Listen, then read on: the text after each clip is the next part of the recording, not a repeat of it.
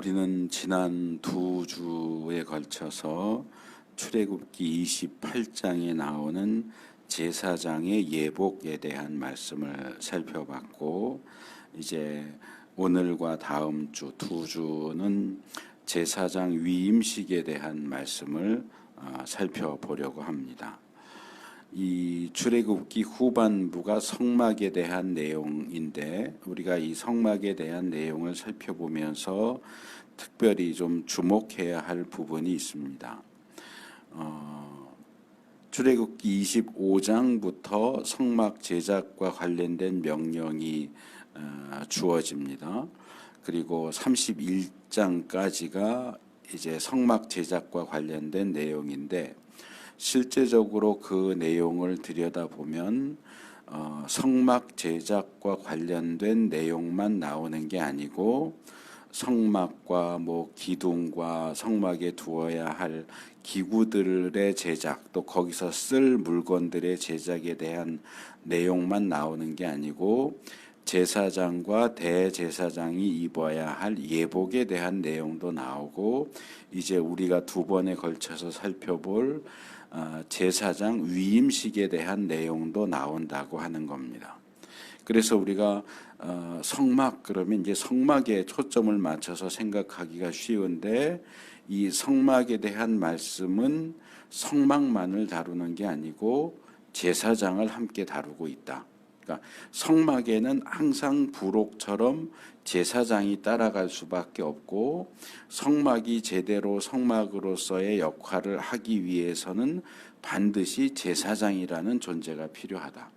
제사장도 제사장으로서의 역할을 하기 위해서는 제사장만의 그 전용 옷, 예복이 있어야 하고, 그것을 입어야 제사장으로 섬길 수 있고, 옷만 입으면 되는 게 아니고, 이제 살펴볼 제사장으로 임명하고 위임하는 위임식을 통과해야 비로소 제사장이 되어서 하나님을 섬길 수 있게 된다. 그래서 성막에 대한 내용은 사실 두 부분으로 나누어집니다. 하나는 어떤 물건으로서의 성막, 성막과 성막 기구, 그리고 또 하나는 사람, 대제사장 또는 제사장이라고 하는 어떤 사람에 대한 내용, 이 두 개가 같이 세트를 이루어서 성막에 대한 부분을 형성한다 하는 걸 기억할 필요가 있습니다. 그래서 성막만 만들어 놓으면 모든 게 자동적으로 돌아가는 게 아니고, 성막은 말하자면 컴퓨터로 치면 하드웨어고, 이 하드웨어를 제대로 사용할 수 있도록 그걸 돌리기 위해서는 소프트웨어가, 프로그램이 필요한데, 그 소프트웨어에 해당되는 것이 제사장이다. 그래서 성막에 있어서 그동안 우리가 성막 기구를 여러 가지를 살펴봤는데, 가장 핵심이 되는 게 뭐냐 그러면 아무래도 하나님이 거기 임재해 계시는 것을 상징하는 지성소에 있는 언약궤겠죠. 언약궤가 제일 중요한 성막 기구일 거고, 그러나 언약궤만이 아니라 떡상이든지 등잔대든지 분향단이든지 성막들에 있는 번제단, 물두멍, 이런 모든 기구들이 다 나름대로의 어떤 기능을 가지고 있고 중요성을 가지고 있지만, 또 다른 측면에서 볼 때 성막에서 제일 중요한 게 뭐냐라고 하면 제사장이에요. 그 모든 기둥과 막과 기구를 다 마련해 놓았어도 제사장이 없다면 그 기구들은 다 무용지물이 돼버려요. 써먹을 수가 없어요. 제사장이 있어야 떡상에 떡도 올리고 내리고, 등잔대에 불도 켜고 켜고 끄고, 또 대속제일 되면 제물 잡아서 피 지성소에 가지고 들어가서 뿌리고 바르고 하는 그 일들을 다 제사장이 해야 되기 때문에, 제사장이 없으면 성막을 써먹을 수가 없어요. 그래서 우리가 이 제사장에 대한 내용을 좀 더 관심 깊게 살펴볼 필요가 있고, 그리고 우리가 올해 마지막 주까지 해서 출애굽기가 끝나고 이제 내년 들어가면 레위기로 넘어가게 되는데, 사실상 출애굽기는 전반부는 출애굽에 대한 내용이고 후반부는 성막에 대한 내용인데 레위기로 넘어가면 이제 완성된 성막을 어떻게 사용할 것인가에 대한 내용이에요. 그래서 이 완성된 성막을 중심으로 해서 출애굽 구원받은 하나님의 백성이 어떻게 성막을 중심으로 하는 하나님 백성으로서의 삶을 살 수 있을까에 대한 내용이 레위기인데 레위기는 다시 세 개의 부분으로 나눠지거든요. 앞부분은 제사예요. 그러니까 우리로 치면 예배죠. 어떻게 성막에서 하나님을 예배하는 삶을 살 것인가. 그리고 뒷부분은 거룩에 대한 내용이에요. 어떻게 우리가 삶 속에서 뭐 먹는 거, 입는 거 또는 여러 가지 행동들을 하는 부분에 있어서도 어떻게 하나님의 백성답게 거룩한 삶을 살 수 있을까? 거룩의 어떤 기준들, 하나님이 세워놓으신 기준들을 다루는 것이 11장부터 끝에까지 나오는 거룩에 대한 내용이고 그 중간에 8장, 9장, 10장이 제사장에 대한 내용이에요. 그래서 제사장이 우리가 하나님 앞에 제사하고 예배드리는 데 있어서 제사장이 어떤 위치와 역할을 감당하는가. 하나님의 백성이 거룩한 삶을 사는 데 있어서 제사장은 얼마나 중요한 역할을 감당하는가. 그래서 제사와 제사장과 거룩에 대한 내용이 레위기의 내용이다라고 요약할 수 있어요. 그래서 그 부분에 있어서 제사장은 굉장히 중요한 역할을 차지하는 그런 존재다라는 것을 기억할 필요가 있고 그래서 우리가 지난주와 지지난주에는 그 제사장이 입게 될 옷에 대한 내용을 살펴봤고 오늘과 다음 주는 제사장을 제사장으로 세우는 위임식을 어떻게 진행하라고 명령하시는지 그 내용을 살펴봅니다. 뭐 사실 제사장 위임식은 오늘날 우리하고는 아무런 관계가 없어요. 지금 우리 시대에는 제사장도 없고 제사장을 세울 일도 없죠.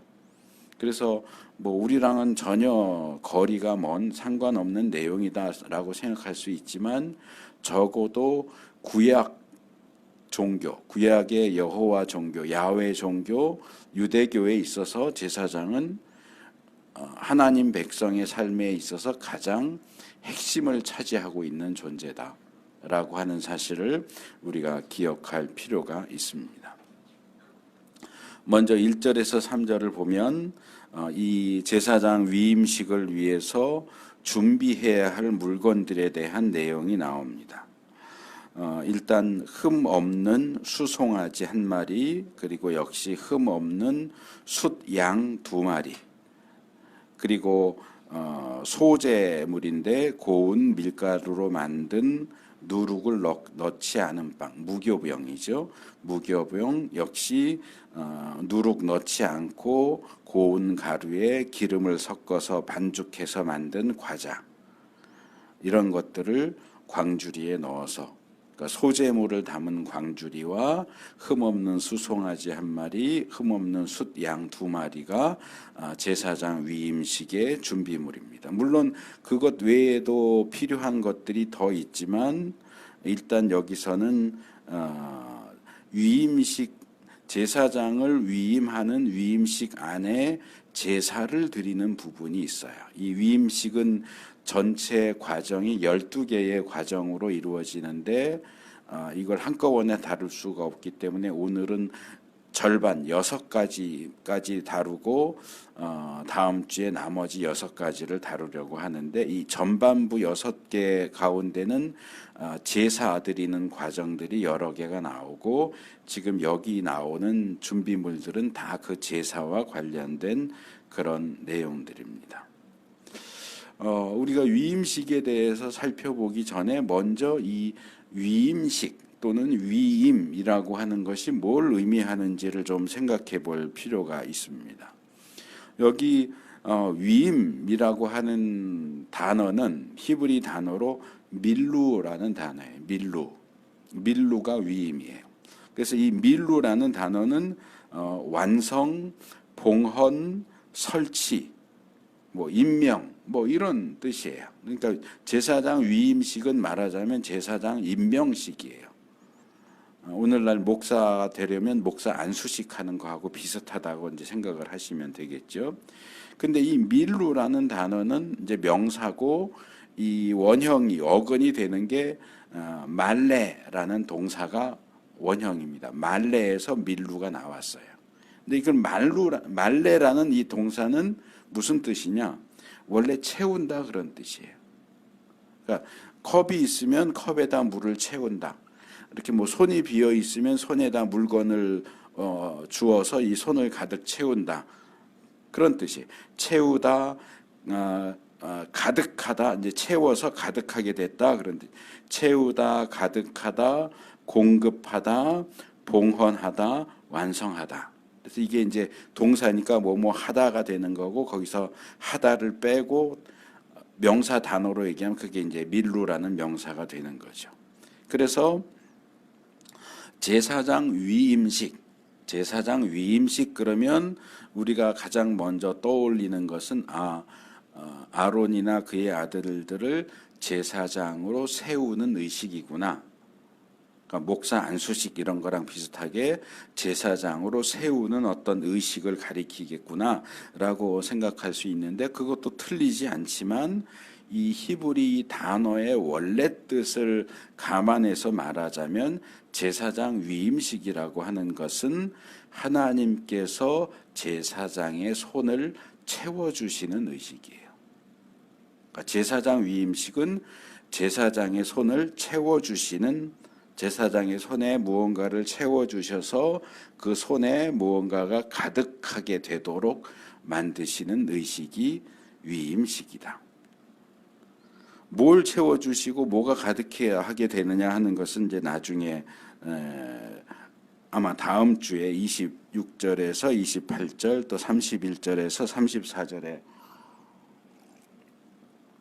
더 구체적으로 또 실제적으로 나오기 때문에 그때 더 말씀을 드리기로 하고 일단 이 위임식이라고 하는 것은 원래 의미로 따지자면 제사장의 손을 채워주는 의식이다. 이 정도는 좀 기억을 하시면 좋을 것 같습니다. 그런데 이 위임식의 의미를 생각하면 하나님 쪽에서 제사장의 손을 채워주는 하나님이 제사장의 손을 채워주는 의식이다. 그런 뜻인데 실제로 이 위임식이 진행되는 걸 보면 또 여기 얘기하는 준비물을 보면 하나님이 제사장에게 뭔가를 주시는 게 아니고 제사장이 하나님께 제사를 드리는 예물을 바치는 그런 내용으로 진행되고 있는 것을 볼 수 있어요. 그래서 제사장과 또 그 제사장을 세우는 이스라엘 공동체가 하나님께 송아지를 바치고 숫양을 바치고 또 소제물들을 바치고 오히려 이스라엘이 하나님께 무언가를 바치는 하나님이 제사장에게 뭔가를 주는 내용이 아니고 이스라엘이 또 제사장이 될 사람들이 하나님께 무언가를 바치는 그런 내용으로 되어 있다. 그래서 하나님께 바치는 것과 하나님이 제사장에게 주셔서 손을 채우는 이 내용이 이 위임식의 가장 기본적인 그림이다 하는 것을 기억하실 필요가 있습니다. 그래서 그냥 통틀어서 말하자면 이런 거예요. 제사장 위임식은 제사장과 제사장을 세우는 이스라엘 공동체가 하나님께 예물을 바치는 의식이고 또 그 과정에서 하나님은 이스라엘과 제사장이 하나님께 바친 예물의 일부만 받으시고 나머지는 그것을 다시 제사장의 손에 채워주시는 의식이에요. 그게 위임식이에요. 그러니까 백성들은 하나님께 바치고 하나님은 백성들이 바친 그것 중에서 일부를 제사장의 손에 채워주시는 게 위임식이란 말이에요. 그래서 이런 위임식이 가지는 특징은 우리가 교회 안에서 어떤 직분을 받아서 섬긴다, 직분을 받는다, 세워진다라고 할 때 성경이 그 직분을 받는다는 것에 대해서 무엇을 이야기하고 있는지 그것을 깊게 생각하는 어떤 중요한 계기 또는 중요한 부분이 됩니다. 그래서 오늘날 어떤 뭐 임직식, 뭐 권사 취임식, 장로 장립식, 목사 안수식 이런 모든 교회 안에서 직분과 관련돼서 행해지는 의식들은 그런 방식이어야 돼요. 하나님이 나에게 직분을 주신 것 또는 우리에게 직분자들을 주시는 것을 감사해서 드리는 예물과 그것을 또 하나님 직분을 맡은 자들에게 또 채워주시는 그런 일들이 함께 행해져야 되고 직분을 맡은 사람도 또는 직분자를 세우는 공동체도 기본적으로 이런 생각, 이런 의식을 가지고 그런 위임식, 임직식 이런 것들을 행할 수 있어야 된다 하는 걸 좀 생각할 필요가 있습니다. 먼저 4절에서 9절 보면 이제 이 위임식에 있어서 기초적인 과정이 나오는데 첫 번째가 목욕입니다. 목욕, 두 번째는 예복 착용, 그러니까 말하자면 착복식이죠. 이제 새로 만든 제사장 예복을 입는 의식, 착복식, 그 다음에 기름 부음 이런 내용들이 이제 세 개의 과정입니다. 첫 번째 과정 목욕, 두 번째 예복 착용, 세 번째 기름 부음입니다. 그래서 먼저 제사장으로 세워질 사람들을 목욕을 시킵니다. 근데 여기 4절을 보시면 하나님께서 모세에게 말씀하시는데 너는 아론과 그의 아들들을 회막 어귀로 데리고 와서 목욕을 하게 하고 이렇게 번역을 해놨어요. 근데 요 세 번역의 이 표현은 조금 살짝 아쉬워요. 제가 예전에 두란노의 그 성경 묵상 책 원고를 쓰면서 원문과 또 번역본들을 대조하면서 새 번역이 그래도 조금 더 현대적으로 좀 더 쉬운 말로 번역을 잘 하고 있다라고 판단을 해서 우리도 이제 새 번역으로 바꿨는데 제가 요즘 이제 좀 더 이제 깊이 살펴보다 보니까 새 번역이 생각만큼 번역을 잘 하고 있지 못하다. 아, 괜히 바꿨나? 그냥 개역을 쓸 걸 그랬다 하는 생각을 자꾸 하게 돼요. 개역이 훨씬 더 나아요. 여러 가지 면에서. 새 번역이 더 나은 부분도 있어요, 분명히. 그러니까 왜냐하면 개역은 오래됐어요. 번역된 지 오래돼서 한문 표현이 많이 나오고 그런 부분에 아쉬움이 있지만 새 번역은 또 좋은 부분도 분명히 있는데 이 히브리 원문하고 비교해 보면 자꾸 아쉬움을 느끼게 만들어요. 지금 말씀드린 이 부분도 마찬가지. 너는 아론과 아들들을 목욕을 하게 하고, 자, 목욕을 하게 하고는 무슨 뜻일까요? 자, 모세가 하나님이 지금 모세에게 명령을 하셨고 모세가 이제 아론과 그 아들들에게 명령을 해요. 그러면 목욕을 하게 하고는 무슨 뜻일까요? 야, 너희들 저기 가서 목욕해. 이렇게 하라는 의미로 읽기가 쉬워요. 뭐 다르게 읽으시는 분도 있을지 모르겠는데, 근데 개역은 이 부분을 이렇게 번역했어요. 너는 아론과 그 아들들을 회막문으로 데려다가 물로 씻기고. 자, 그럼 여기서 질문. 자, 아론은 스스로 목욕을 했을까요? 모세가 아론을 씻겨줬을까요? 새 번역의 표현에 의하면 목욕을 하게 하고 그랬으니까 목욕을 하도록 시켜라, 명령해라 이렇게 이해하기가 쉽고, 개역에 의하면 네가 아론을 데리고 와서 몸을 씻겨라 이렇게 써요. 그러니까 아론이 스스로 몸을 목욕을 하는 게 아니고 모세가 아론을 씻기는 거예요. 근데 어느 게 맞느냐? 이건 이제 히브리 원문이 어떻게 돼 있느냐에 따라 다른 건데, 히브리 원문에 의하면 목욕을 한다의 주어가 누구냐면 모세예요. 그러니까 모세가 아론에게 야, 너하고 아들들 가서 저기 귀퉁이에서 목욕해라고 명령을 하는 게 아니고 모세가 아론과 아들들을 데리고 가서 직접 씻겨주는 거예요. 목욕을 시키는 거예요. 그러니까 하게 하고라는 번역은 그런 부분에서 오해를 가져오는 조금 잘못된 번역이에요. 그래서 목욕을 시키는 거예요. 모세가 직접 씻기는 거예요. 나이 많이 먹은 사람이 목욕시켜주는 게 좀 이상하게 보이기는 하지만 어쨌든 히브리 원문은 모세가 아론과 그의 아들들을 직접 씻겨준 주라고 그렇게 기록이 돼 있어요.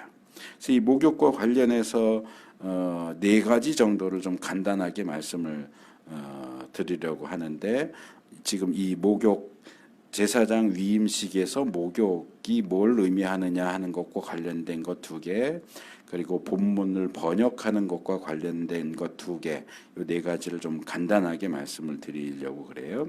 첫 번째로, 자, 제사장 위임식을 하는데 목욕을 도대체 왜 하느냐? 이거는 어떤 의식이에요.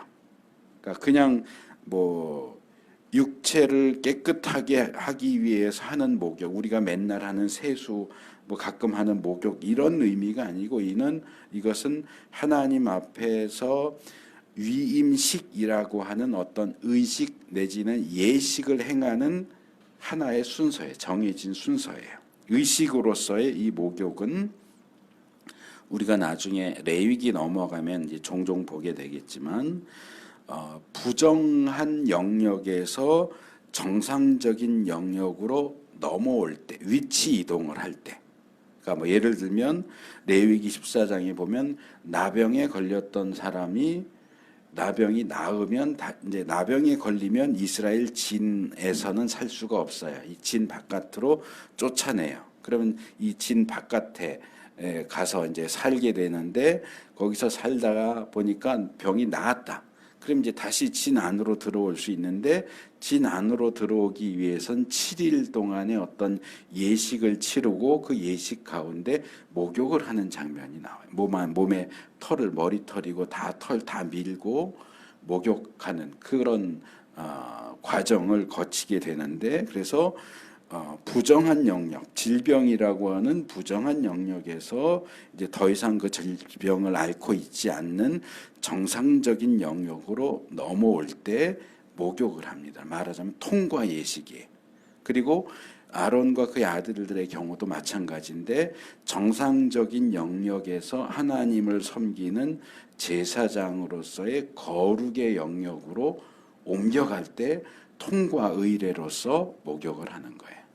그래서 그냥 단순히 깨끗하게 씻어라 그런 의미가 아니고, 이 한쪽 영역에서 다른 쪽 영역으로 넘어간다.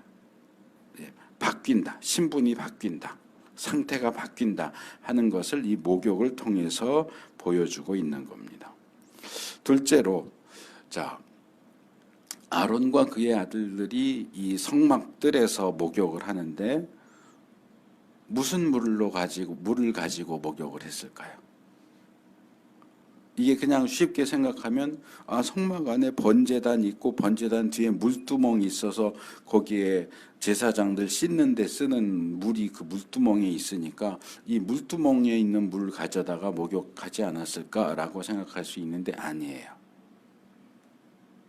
아마 물을 따로 떠서 목욕할 수 있는 물을 따로 그 성막들에 갖다 놓고 그 물을 썼을 거예요. 왜냐하면 물두멍에 있는 물은 제사장만 쓸 수 있어요. 그런데 지금 아론과 그 아들들은 아직 제사장이 안 됐어요. 12개의 과정을 통해서 위임식이 끝나야 비로소 제사장이 돼요. 그러니까 아직 이제 12개 중에 첫 번째 의식을 거치는 아론과 그의 아들들은 아직 제사장이 아니기 때문에 물두멍에 있는 물을 사용할 수 없습니다. 자격이 안 됩니다.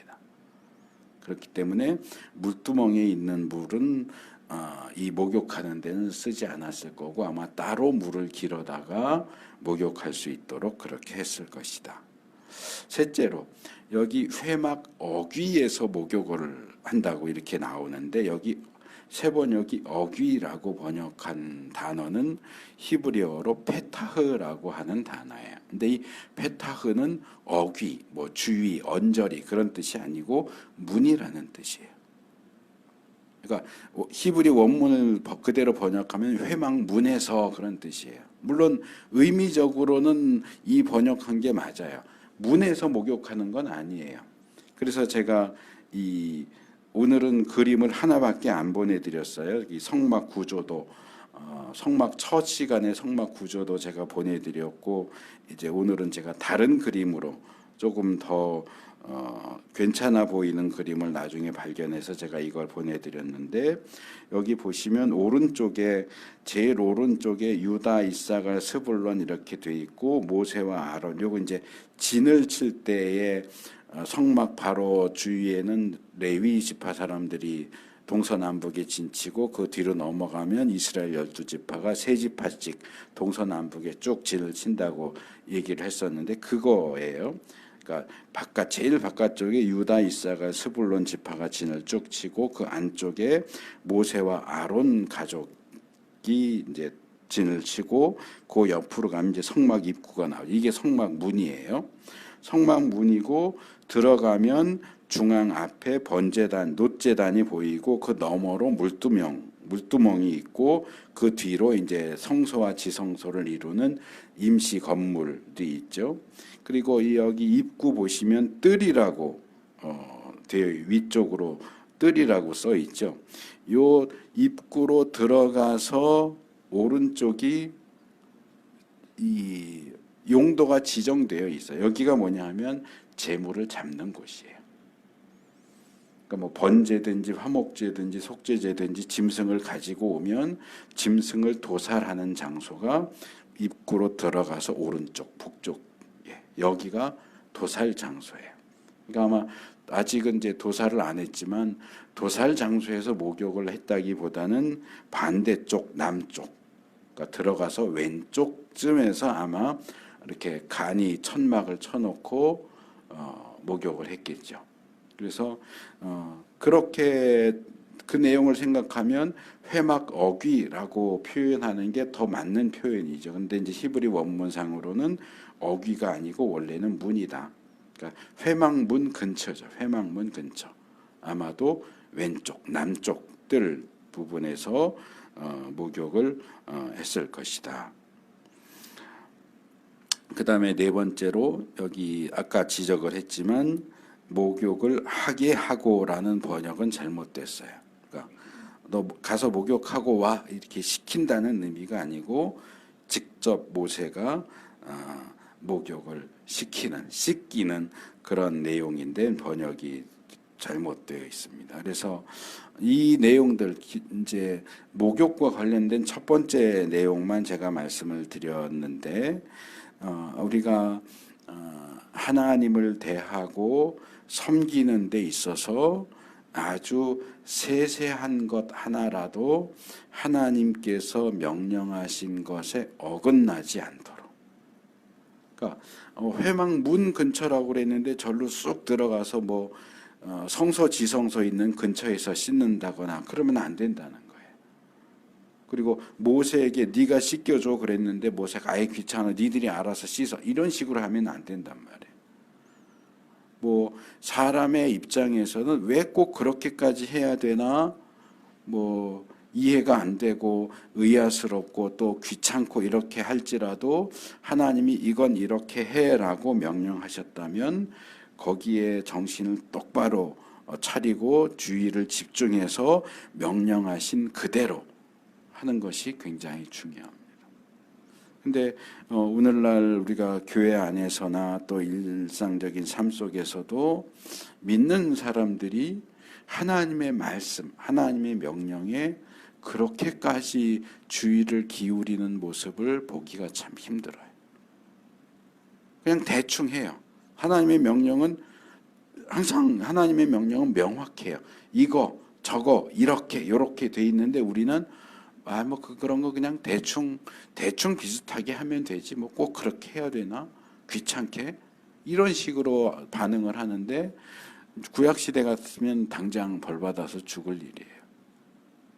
그러니까 우리가 두려움 가운데 공포 가운데 덜덜 떨면서 요거 내가 잘못하면 큰일 나 죽어 이렇게 하라는 얘기가 아니고 하나님의 말씀에 우리가 주의를 기울여야 된다. 하나님이 말씀하실 때 정신을 똑바로 차리고 들어야 되고 말씀하신 그대로 해야지 말씀하시는데 딴 생각하고 이 생각하고 저 생각하고 그러느라고 제대로 듣지도 않고 말씀하신 거는 이런 건데 내가 마음대로 그냥 내 편한 대로 이렇게 저렇게 마음대로 막 바꿔서 하고 그래서는 안 된다는 거예요.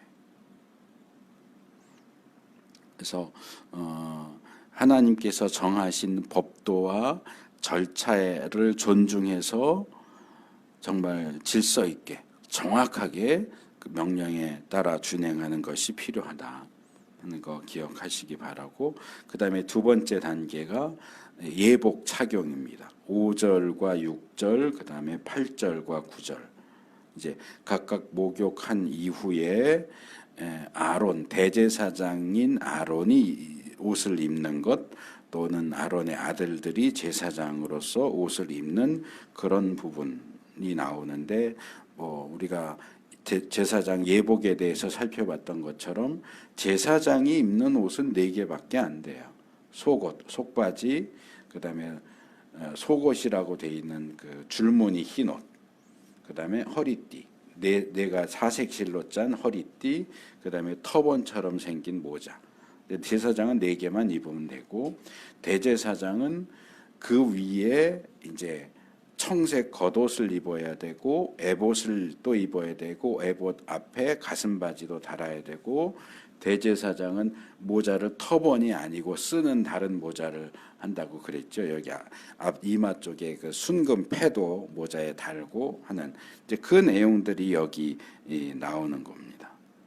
그래서 대제사장은 머리에 제사장은 이거 이제 지난번에 제가 대충 말씀을 드렸는데, 이 본문을 보면 두건이라고 돼 있어요. 두건을 감하라 이렇게 돼 있죠.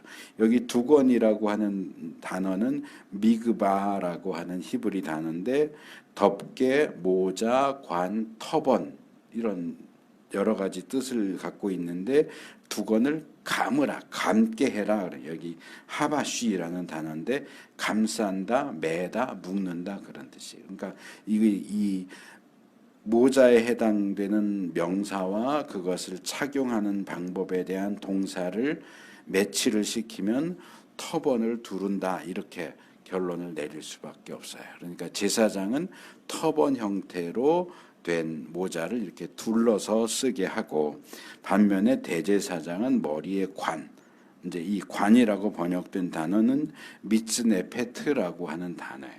관, 머리띠, 뭐 터번이라는 의미도 있긴 하지만, 근데 그것은 씌운다, 그래서 둔다, 놓는다 그런 뜻이에요. 그러니까 뭐 이렇게 머리를 씌우는 거지, 모자를 씌우는 거고.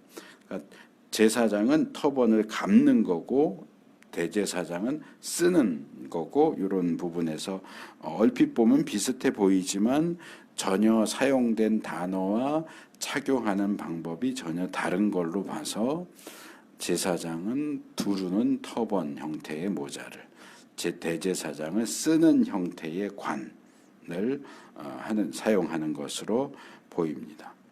그리고 이 아론은 속옷 위에 청색 겉옷과 에봇과 가슴바지, 그리고 이 에봇 띠까지 이렇게 띠게 됩니다.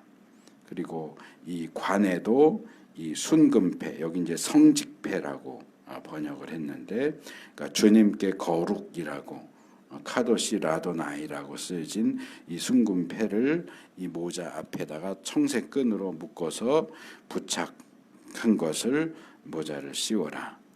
그래서 10절 중반절 이하에는 이렇게 제사장과 대제사장들이 그들을 위해서 마련한 예복을 입는 것이 제사장 직분을 맡아서 제사장으로서 일하게 하는 것과 밀접한 관계가 있다 하는 사실을 다시 지적을 합니다. 그래서 우리가 하나님 앞에 나아갈 때 뭐 일반 백성들이 하나님 앞에 제사 드리러 올 때 뭐 꼭 정해진 옷을 입고 나오지는 않겠죠. 근데 적어도 제사장이 성막에서 하나님을 섬길 때는 정해진 그 의복만 입고 해야 된다. 평상복 입고 하면 안 돼요. 그래서 우리가 나중에 레위기 16장에 가서 보겠지만 거기 보면 제사장이 되게 바빠요. 대속죄일 날에 제물 잡으면 제물 잡고 뭐 하고 그럴 때는 또 제사장 의복을 대제사장 의복 입고 지성소까지 들어갔다 나왔다 해야 되고 제 버리러 진 바깥에 나갈 땐 또 옷을 또 갈아입어요. 평상복으로 갈아입고 갖고 나가서 재 버리고 들어오면 또 제사장 의복으로 또 갈아입고 옷을 여러 차례 갈아입고 어디에서 어떤 일을 하느냐에 따라서 옷을 계속 갈아입는 장면이 나와요. 그러니까 우리가 그냥 볼 때는 야, 그 대제사장도 해먹기 힘들겠다. 옷을 몇 번이나 갈아입어. 뭐 이럴 수 있는데 이것도 다 하나님이 정해 주셨어요. 뭐 하러 어디 갈 때는 무슨 옷을 입고 뭐 하러 어디 갈 때는 무슨 옷을 입어라. 옷 이럴 때는 갈아입어라. 그러면 갈아입는 거예요.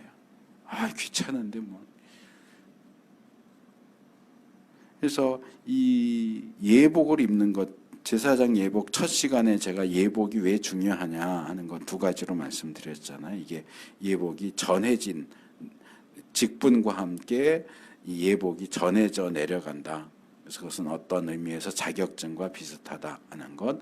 둘째로는 예복, 그 신약에 나오는 잔치 비유에서 예복을 입는 것이 왜 중요하냐.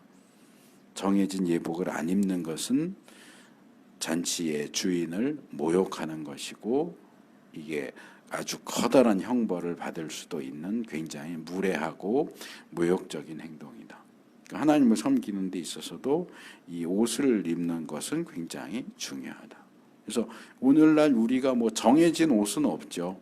정해진 옷은 없지만 그래도 하나님 앞에 나올 때 아무렇게나 입지 않고 어느 정도는 좀 정돈된, 꼭 비싼 거 입지 않더라도 어느 정도는 좀 하나님 앞에 예의를 갖추어서 옷을 입는 것도 필요하다 하는 거 말씀을 드리고요. 자, 세 번째 단계는 7절에 나오는 거룩하게 구별하는 데 쓰는 기름을 부어서 성별한다 하는 겁니다. 이제 옷을 다 입고 나면 이제 이 부분은 우리가 아마 한 2주나 3주 정도 후에 자세하게 살펴볼 텐데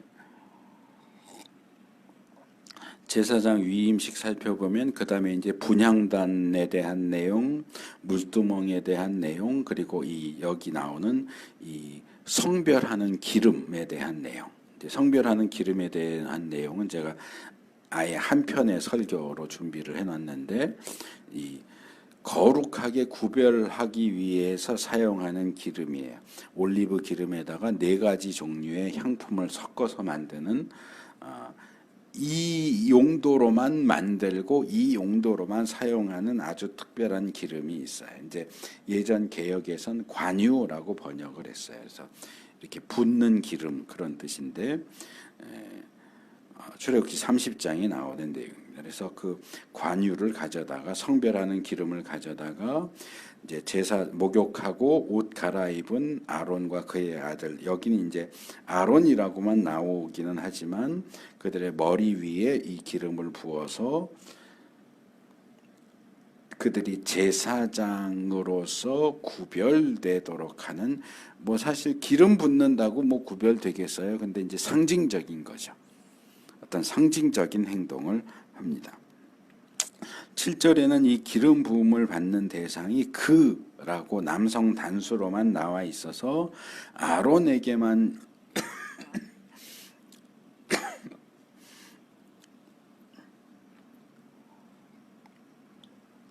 아론에게만 기름을 붓는 것처럼 되어 있고 또 실제로 레위기 8장 12절에도 보면 아론의 머리에만 기름을 붓는 장면이 나오기는 해요. 그런데 이 아론의 아들들과 관련해서는 머리에 기름을 부었다는 장면이 나오지 않아요. 레위기 8장에도 나오고 여기도 그렇고 아론에게 기름을 부었다는 내용은 나오고 제사장으로 세워지는 아론의 4명의 아들들 머리에 기름을 부었다는 내용이 나오지 않기 때문에 어떤 학자들은 이 머리에 기름 붓는 것은 대제사장으로 세워지는 아론에게만 그렇게 했다라고 주장하기도 하지만 출애굽기 28장 41절에 보면 너의 형 아론과 그의 아들들에게 그것을 입히고 그들에게 기름을 부어서 제사장으로 세우고 그들을 거룩히 구별하여 나를 섬기게 하여라 라고 되어 있고, 또 출애굽기 30장 30절에도 너는 아론과 그의 아들들에게 그 기름을 발라서 그들을 거룩하게 구별하고 나를 섬기는 제사장으로 세워라 라고 말하고 있습니다. 명확하게 아들들에게도 기름을 붓고 기름을 바르라고 이야기를 하죠. 그래서 여기 본문 7절과 레위기 8장 12절 13절에 나오는 내용은 아론을 어떤 대표로서 그냥 얘기를 하는 거지 아론에게만 그렇게 했다, 그렇게 보기 어렵다는 거죠. 그래서 모든 제사장들은 제사장으로 세워질 때 이렇게 머리에 기름을 붓고 또는 신체 일부분에 기름을 바르고 하는 일들을 통해서 이제 너희는 보통 이스라엘 사람과는 다른, 보통 이스라엘 사람들이 정결하다라고 하면 너희는 이제 거룩하다라고 할 수 있는, 그러니까 부정한 단계, 정결한 단계, 거룩한 단계 이렇게 구분이 되는데, 그냥 보통 사람들은 정결한 단계에 있다고 말할 수 있어요. 이방인, 뭐 질병에 걸린 사람, 죽은 시체 이런 건 부정해요. 근데 이제 정상적인 사람은 정결한 상태라고 말할 수 있고, 여기서 한층 더 구별되면 한 단계 올라가면 거룩한 상태가 나오고, 여기서 더 올라가면 지극히 거룩한 상태가 나와요. 그래서 물건을 놓고 얘기할 때도 성물, 우리가 보통 이제 교회 안에서 그 표현들 많이 쓰잖아요. 뭐 성물. 근데 이제 여기 레위기나 출애굽기에 보면 지성물이란 지극히 거룩한 거. 그러니까 지성물이 가장 거룩한 거고, 지성물, 성물, 그다음에 보통 물건, 속된 물건, 그다음에 부정한 물건, 이렇게 이제 단계가 나눠지는데, 제사장은 보통 단계에서 거룩한 단계로 넘어가는, 그 거룩한 단계로 넘어가는데 사용되는 어떤 수단이 이 거룩하게 성별하는 기름이에요. 그러니까 하나님께서 아예 그런 용도로 아론과 그 아들들을 제사장으로 거룩하게 구별하기 위해서, 그리고 다 만들어 놓은 성막과 성막 기구에도 이 기름을 발라요. 그래서 성막도 그렇게 해서 보통의 단계에서 거룩의 단계로 올라가도록 하는 그 중간 과정에서 이 성별하는 기름을 붓거나 바르거나 하는 그런 모습을 볼 수 있습니다. 그 다음에 이제 4번째 이후로 넘어가면 이제 제사를 드립니다. 여러 종류의 적어도 4가지 종류의 제사가 드려지는데, 그 중에 첫 번째 드려지는 제사가 속죄제입니다. 10절에서 14절. 속죄제와 번제와 위임제와 소제, 이렇게 4가지의 제사가 드려집니다. 그래서 우리가 나중에 레위기 가서 더 살펴보겠지만, 여러 종류의 제사들을 드릴 때는 항상 속죄제가 제일 먼저 드려져요. 그리고 화목제가 항상 제일 마지막에 드려져요. 이 순서도 굉장히 중요합니다. 우리는 하나님 앞에 나올 때 하나님과의 관계가 좋아지기를 바라요. 하나님과 화목하게 되기를 원해요. 그런데 그 하나님과의 화목을 가져오는 화목제는 항상 제일 끝에 드려져요. 그러니까 하나님 앞에 나오자마자 하나님 우리 친하게 지냅시다 그리고 화목제 드리는 거 불가능해요. 우리가 하나님 앞에 나오면 제일 먼저 드려야 하는 제사는 속죄제예요. 죄의 문제가 해결돼야 돼요.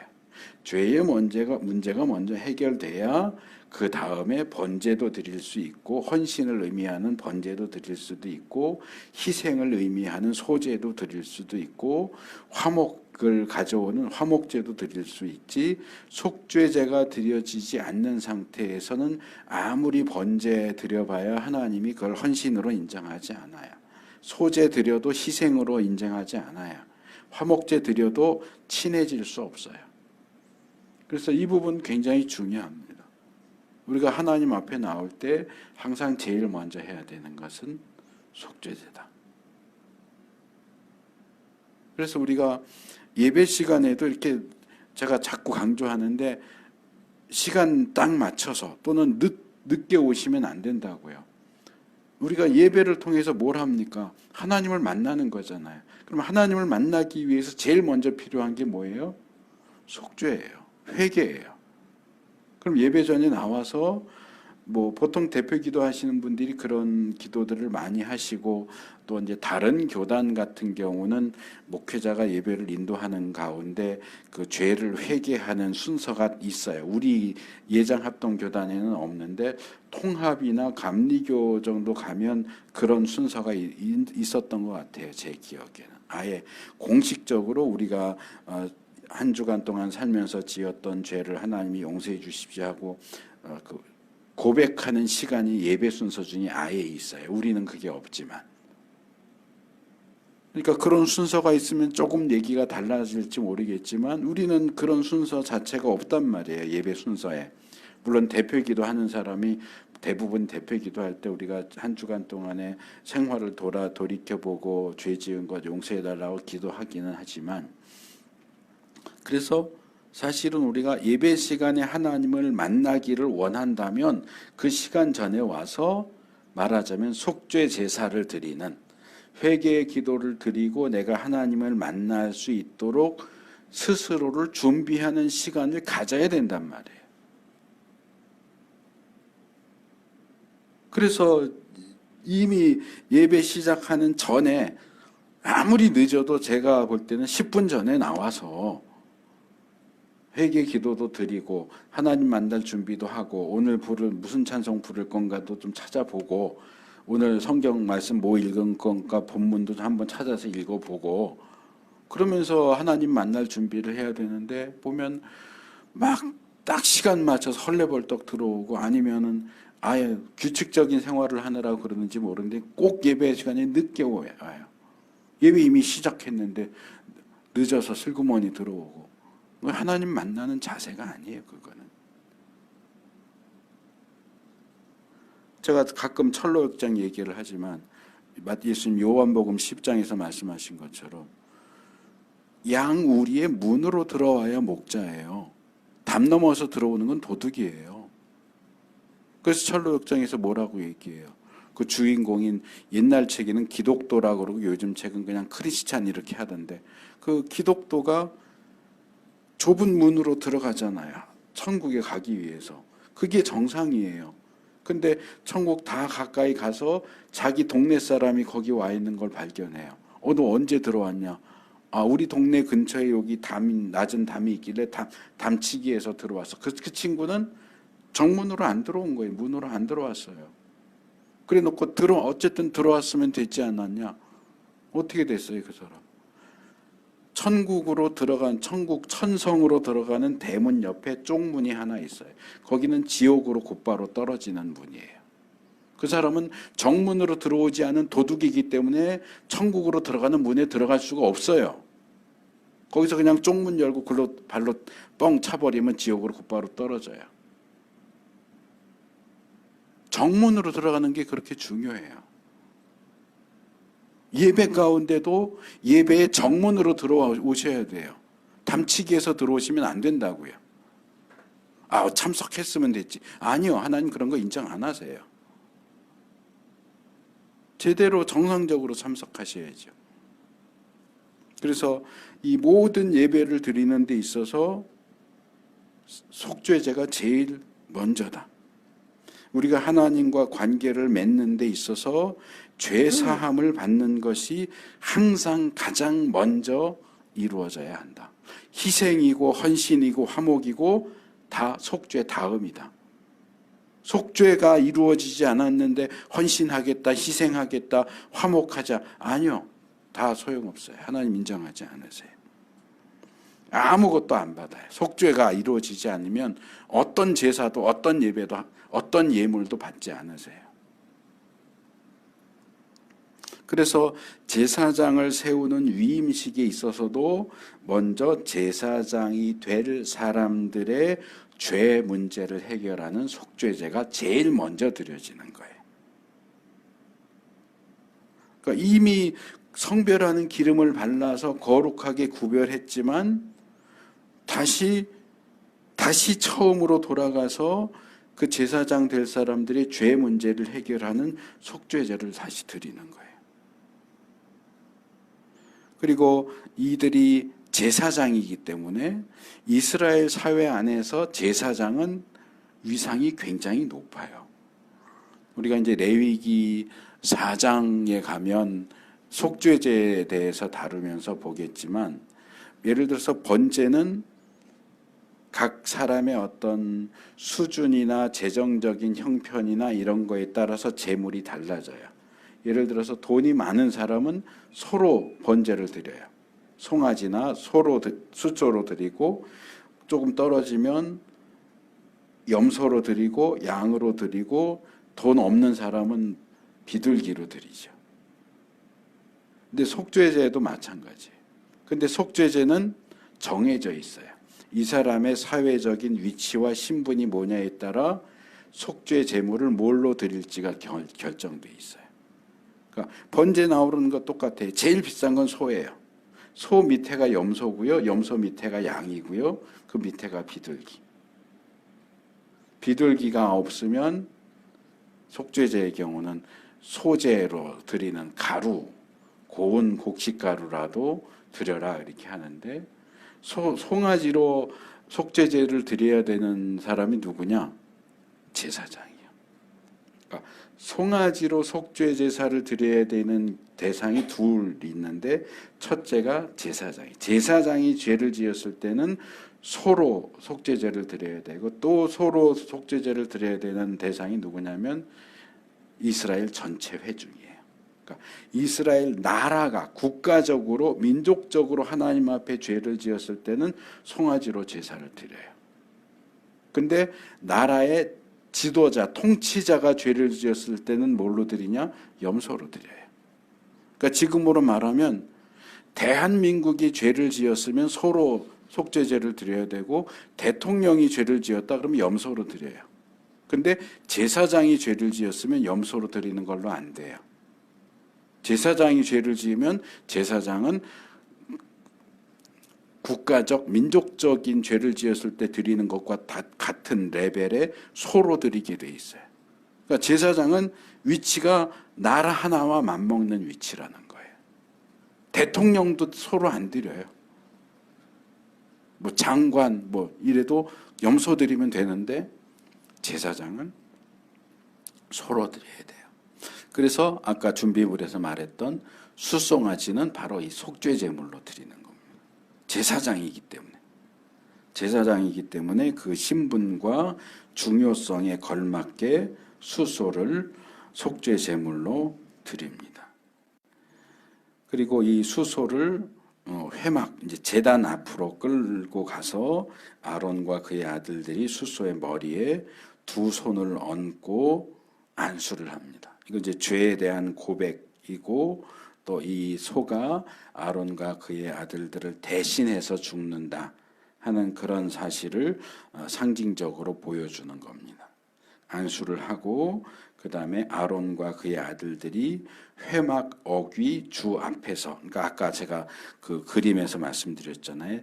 제물 잡는 곳은 어디라고요? 입구로 들어가서 오른쪽, 북쪽 빈 공간, 거기서 이제 수소를 도살을 합니다. 죽입니다. 뭐 장정이 5명이니까 소 죽이는 게 그렇게 어렵지는 않겠죠. 그래서 이 5명이 소를 잡고 피를 받아다가, 지금은 제사장이 아직, 이건 제사장 세우는 의식이니까 아직 제사장이 없잖아요. 그래서 제사장 역할을 누가 하냐면 모세가 임시로 해요. 모세가 임시로 제사장 역할을 하고 아론과 그 아들들은 이제 제사장으로 세워지는 과정에 있기 때문에 제사장이 하는 역할은 못합니다.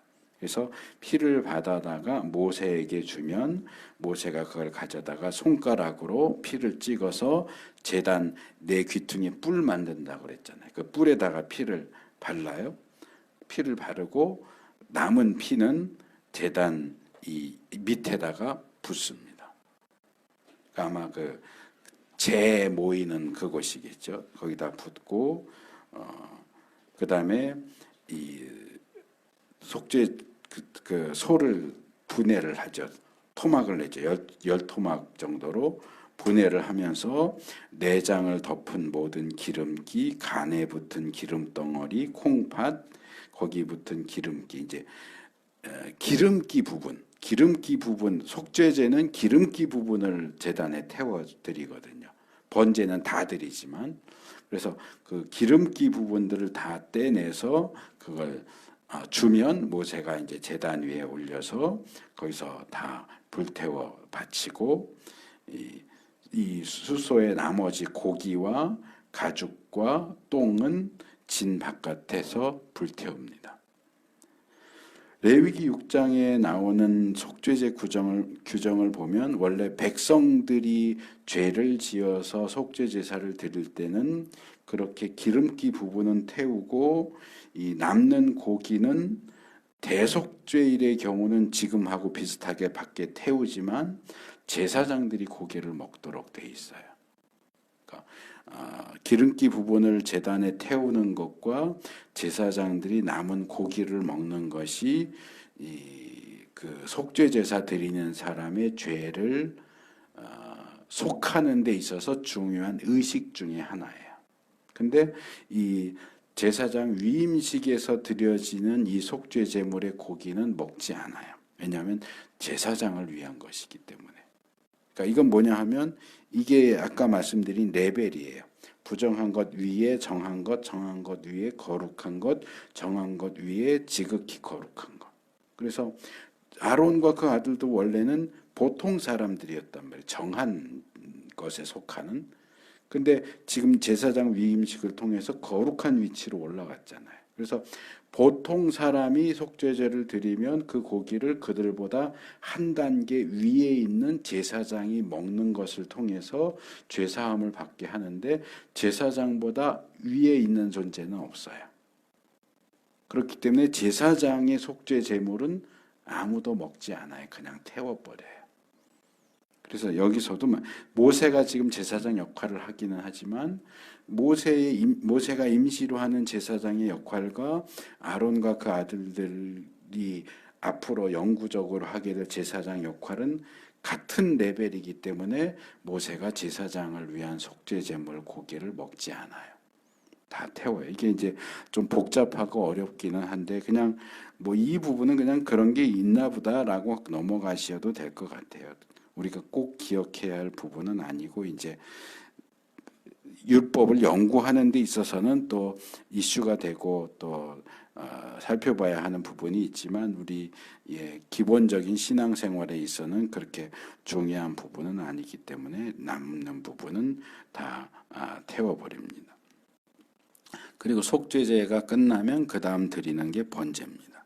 그리고 이제 번제가 의미하는 것은 우리가 대부분 알고 있는 것처럼 헌신입니다. 그래서 숫양을 2마리 준비했잖아요. 그래서 2마리 준비한 것 중에 1마리로 번제를 드립니다. 역시 이번에도 머리 위에 손을 얹고 안수한 다음에 숫양을 잡고 피를 받아서 제단 둘레에 뿌립니다.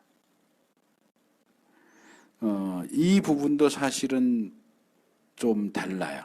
아까 속죄 제물의 피는 뿔에 바르고 나머지를 제단 밑에 붓는다고 그랬잖아요. 이게 표현이 달라요. 제단 밑에 붓는 것하고 여긴 지금 뿌린다고 그랬잖아요. 붓는 거하고 뿌리는 거는 방식이 달라요. 똑같이 피를 처리하지만 번제물의 피를 처리하는 방식과 속죄 제물의 피를 처리하는 방식이 달라요.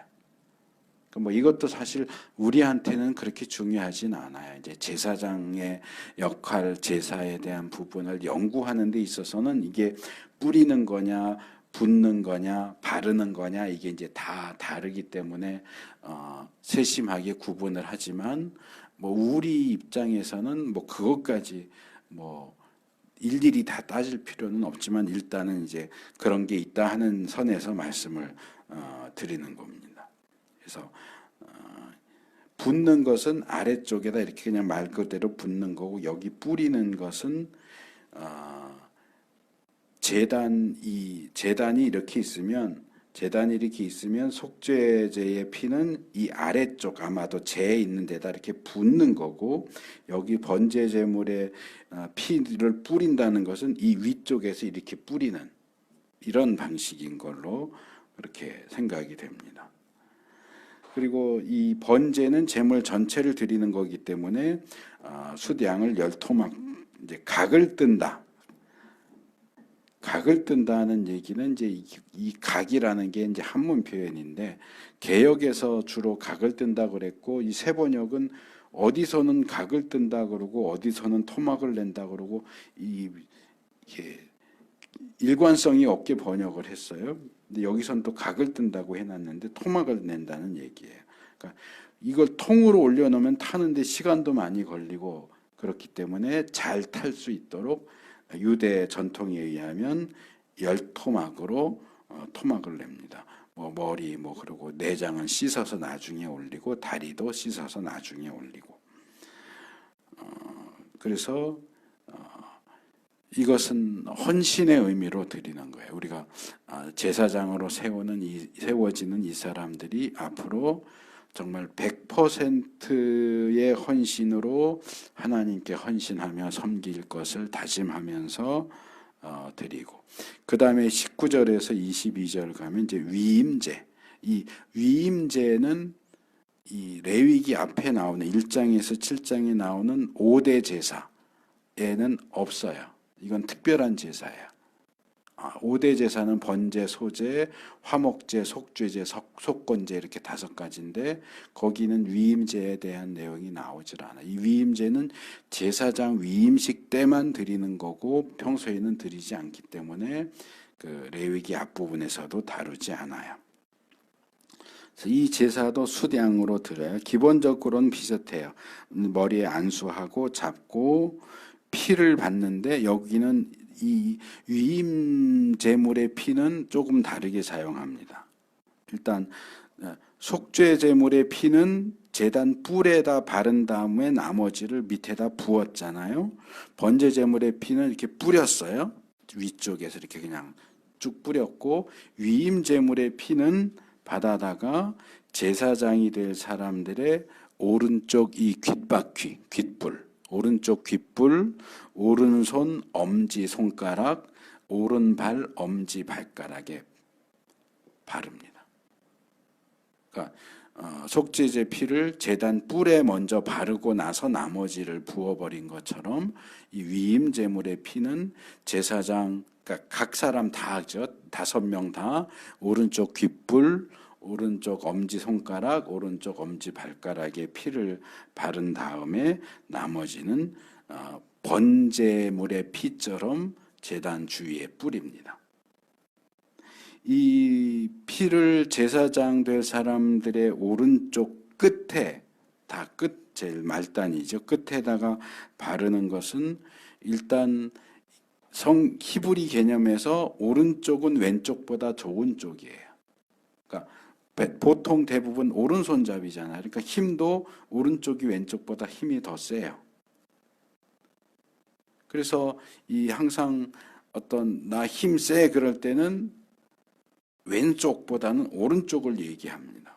그래서 오른쪽이 좋은 쪽이에요. 더 중요하고 더 좋은 쪽이고 그리고 이 귀불, 엄지손가락, 엄지발가락은 이렇게 사람 신체의 가장 끝부분으로서 그것이 연결된 부위 전체를 대표해요.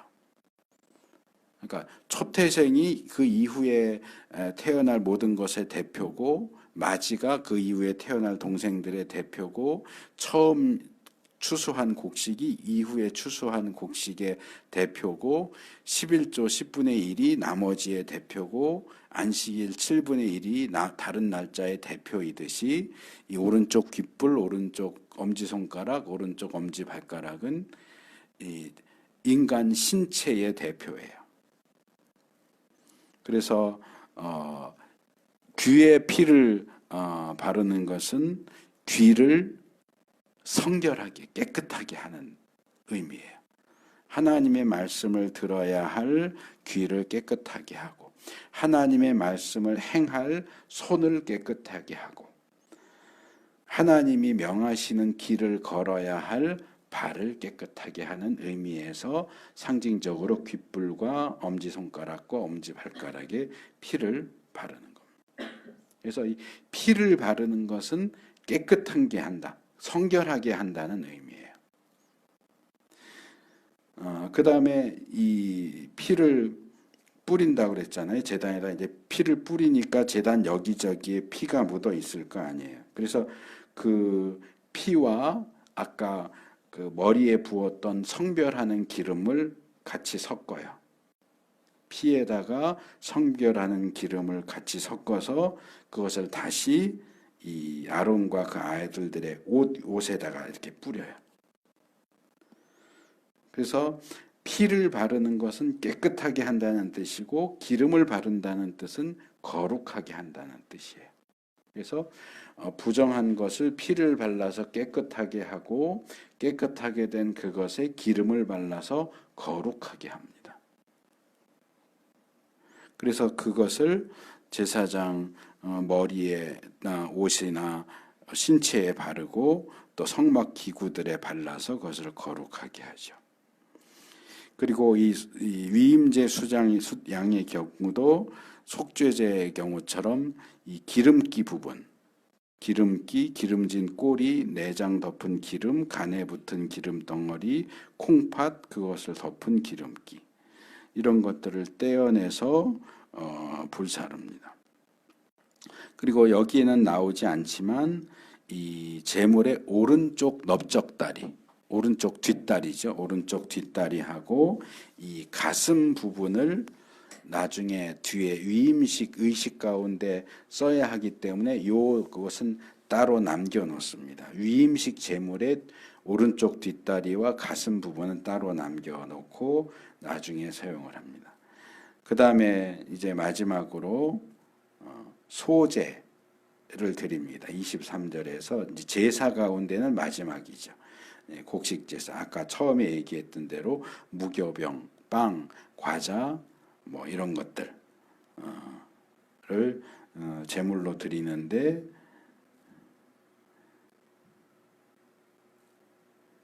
이것을 요제로 그렇게 드린다고 그래요. 이건 이제 다음 주에 더 자세하게 설명을 드릴 텐데 보통은 제물을 제단 위에 올려놔서 불태워서 드리는데 요제는 불태워서 드리는 게 아니에요. 제물이 있으면 요제는 제물을 이렇게 제단 앞에서 제단에다 놓아서 태우는 게 아니고 제물 앞에 서서 이렇게 들어 올려요. 이제 하나님을 향해서 들어 올리고 좌우로 이렇게 흔들어요. 이게 흔들 요자를 쓰는 거예요. 이렇게 흔들었다가 다시 내리는 이게 이제 하나님께 드리는 거예요. 거제는 그냥 이렇게 들어 올렸다가 내리는 거예요. 들 거자를 써서. 그러니까 비슷해요. 거제는 그냥 들어 올렸다가 내리는 거고 요제는 들어 올려서 이렇게 좌우로 한 번씩 이렇게 흔들었다가 내리는 거고. 그래서 이것은 실제로 그 제물을 불에 태우지는 않습니다.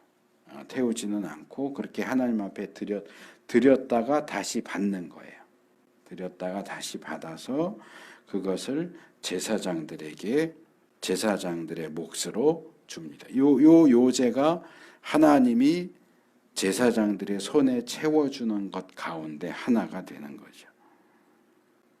그래서 이 경우에는 일단 준비된 것을 제사장들 5명에게 하나씩 나눠주고 5명이 제단 앞에서 이 요제로 하나님 앞에 드리게 한 다음에 그걸 모세가 다시 받아서 제단 타고 있는 번제물 위에다 놓아서 다 불 태워서 드립니다.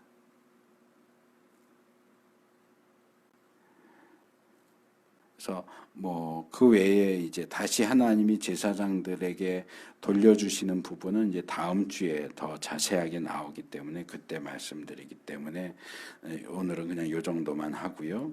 자, 말씀을 맺겠습니다. 오늘 제사장 위임식에 대한 내용의 절반 정도를 말씀을 드렸습니다. 그래서 뭘 준비해야 되고 6개, 첫째 목욕, 둘째 옷 입는 것, 셋째 기름 바르는 것, 그 다음에 속죄제, 다섯 번째가 번제, 여섯 번째 위임제, 그리고 요제.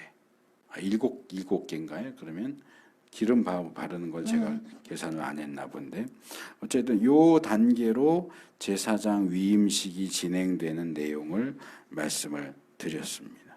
그래서 제사장은 처음 말씀드렸던 것처럼 성막이 성막으로서 그 역할을 하기 위해서는 꼭 필요한 게 제사장이다. 제사장이 없다면 성막이 운영될 수가 없다. 하나님이 이스라엘을 대표해서 성막에서 하나님 가까이서 섬길 제사장들을 세우는 그 일을 얼마나 신중하고 세밀하게 명령하고 계시는지를 살펴봤습니다. 그래서 이 내용이 정리가 확 안 될 수도 있어요. 우리한테 굉장히 생소하고 또 복잡하고 사실 제사장 위임식이 어떤 순서로 진행되는지는 잘 모르셔도 상관은 없어요. 근데 이제 하나 아셔야 되는 것은 이렇게 막 복잡하고 세밀하고 신중하게 진행되는 만큼 제사장이라고 하는 그 직분, 제사장이라고 하는 그 사람은 성막 운영하는 데 있어서 굉장히 중요한 존재다. 이스라엘의 종교 생활에 있어서 제사장이 얼마나 중요한가 하는 사실을 우리에게 보여주고 있다. 그리고 계속 제사장 얘기하면서 계속 말씀을 드리지만 신약으로 넘어오면 예수님 돌아가시고 부활하신 이후로 모든 믿는 사람이 왕 같은 제사장이다. 그래서 구약시대 백성들 입장에서는 아론의 아들들이 제사장, 대제사장으로 세워지니까 제사장들이 알아야 하는 것, 제사장들이 해야 되는 거에 대해서 신경을 안 써도 상관없어요. 자기들은 자기들 목만 하면 되고 그럼 제사장은 제사장들 자기가 할 일을 자기들이 다 알아서 하니까 일반 백성이 굳이 제사장이 해야 할 일들을 다 알 필요가 없겠지만 오히려 우리 시대에는 우리 모든 믿는 사람이 제사장이기 때문에 구약에서 제사장들에 대해서 얘기하는 내용들을 우리가 물론 문자적으로 짐승을 잡고 피를 뿌리고 제물을 제단에 올려서 태우고 하는 그런 일들을 하지는 않지만 그런 어떤 외적으로 드러나는 어떤 행동들과 그런 것들이 어떤 원리를 우리에게 가르쳐 주는가? 피를 바른다는 게 무슨 뜻인가? 피를 뿌린다는 건 뭐고 고기를 태우고 기름을 태우고 하는 건 뭐냐? 이런 부분들이 오늘날 우리에게 무엇을 요구하는지를 우리가 좀 신중히 생각하고 많은 분들이 오해하거나 착각을 해서 오늘날 교회의 목사가 제사장이다 이렇게 주장하는 이들이 있는데 아니에요. 목사는 제사장이 아니에요. 목사는 그냥 목사예요. 자주 말씀드리지만 제사장적인 사역을 하고 선지자적인 사역을 하는 거고 그건 성도도 마찬가지예요. 교인들도 나름대로 제사장적인 사역을 하고 선지자적인 사역을 해야 돼요. 교회 안에서도 가정에서도 사회 안에서도. 다만 이끄는 거죠. 목사는 돕는 거고 이끄는 거지 목사가 제사장 사역을 하고 성도들은 그냥 다 가만히 있어도 된다? 아니요. 그렇지 않아요. 우리 모두가 다 왕 같은 제사장으로서 하나님을 섬겨야 돼요. 그래서 우리가 이 부분들이 실제로 문자적으로 우리가 하지 않는 것들이 대부분이긴 하지만 그런 것들 배후에 숨어 있는 어떤 원리적인 측면, 원론적인 측면은 우리에게 무엇을 요구하는지 잘 생각하고 교훈을 받아서 하나님 원하시는 대로 그렇게 섬기는 우리 모두가 될 수 있기를 축복합니다.